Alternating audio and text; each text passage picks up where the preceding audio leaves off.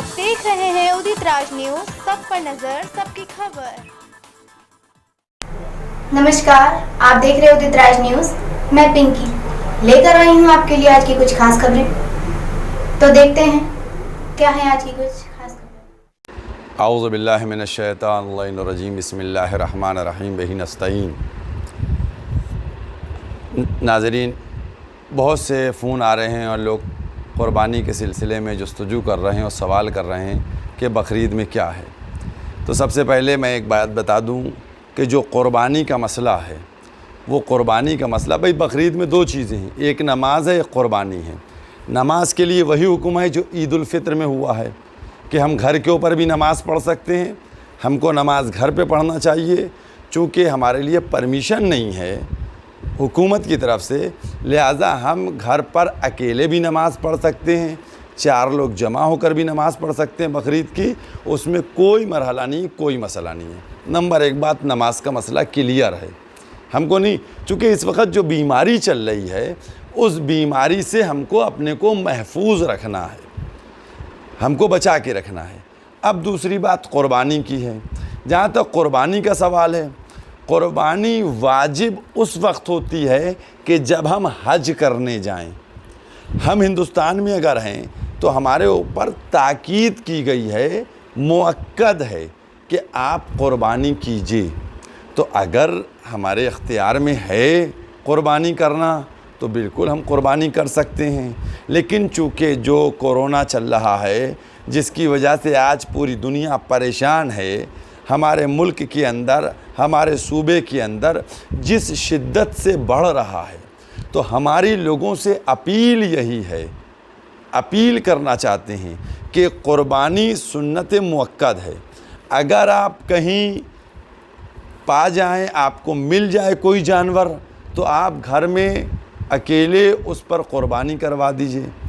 अब ये कि साहब बाज़ारें लगें और मार्केट लगे, तो मैं ये समझता हूँ कि जो हुकूमत की तरफ से गाइडलाइन हमारे सामने आई है, हमें उसको फॉलो करना चाहिए। चूँकि जैसा कि समाअतुल मरजा आगा सिस्तानी दामत बरकातहू ने भी फरमाया कि जो हुकूमत की तरफ से, इब्तिदा में फरमाया था उन्होंने कि जो हुकूमत की तरफ से गाइडलाइन आए और जो डॉक्टर्स कहें उसके ऊपर अमल करना है। तो अगर हुकूमत ने इस वक्त हमको परमिशन नहीं दी है तो हम उस जो हुकूमत की गाइडलाइन है उसके तहत अंजाम दें कि हम अगर घर में करवा सकते हैं, हमारे घर में जानवर पला हुआ है, बकरा पला है, हम क़ुरबानी करा सकते हैं। लेकिन अब क़ुरबानी के एवज़ क्या है, क़ुरबानी का बदल क्या है? तो देखिए, क़ुरबानी जो है ये एक नेक अमल है, ताकीद जिसके लिए की गई है, इसका बदल कुछ नहीं है। जहाँ तक सदक़े की बात की जा रही है, सदक़ा 365 दिन दीजिए। सदक़े का जो मामला है वो जब दिल चाहे सदक़ा दीजिए, जितना दिल चाहे सदक़ा दीजिए, वो अलग है, क़ुरबानी अलग है। और हम लोगों से ये अपील करना चाहेंगे, अपने सामने आप लोग एक मसले को बिल्कुल वाज़े तौर पे रखें कि जब परवरदिगार आलम अपनी वाजिब इबादात में आपको रियायत दे देता है। कुरान करीम में मौजूद है कि अगर तुम सफ़र पे हो और अगर तुम बीमार हो तो रोज़ा नहीं रखो। तो जब वाजिब अमल जो है सेहत की ख़राबी के लिए ये है कि वाजिब अमल को छोड़ सकते हैं, तो ये तो एक मुअक्कद अमल है।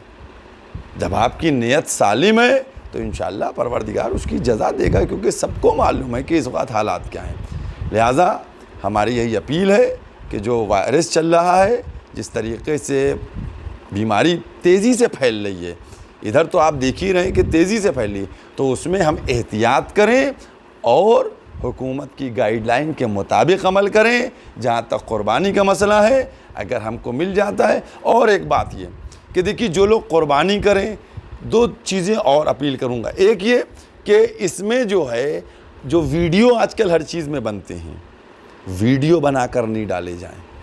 बिल्कुल क़तन तौर के ऊपर के बकरा कटते का वीडियो डाला जाए, بالکل اس طرح کے ویڈیو نہ وائرل کیجیے گا، نمبر 1 بات۔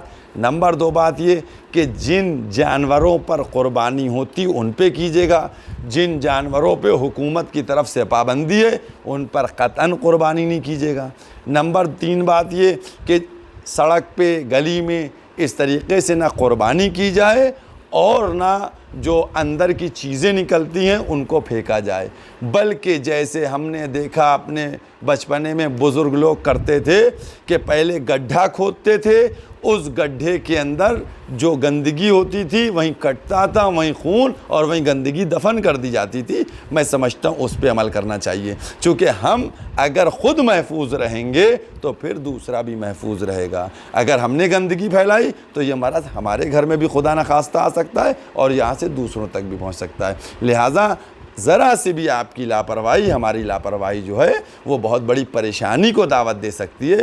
لہٰذا ہم لوگ جو اس وقت ہمارے لیے عید قربان ہے اس کو اس طریقے سے انجام دیں کہ جہاں عبادت بھی ہو جائے، نماز بھی ہو جائے اور اللہ کی رضا بھی ہو جائے اور ملک کی قوانین کی پابندی بھی ہو جائے۔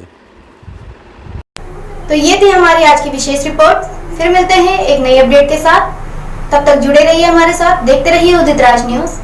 میں اجازت چاہوں گی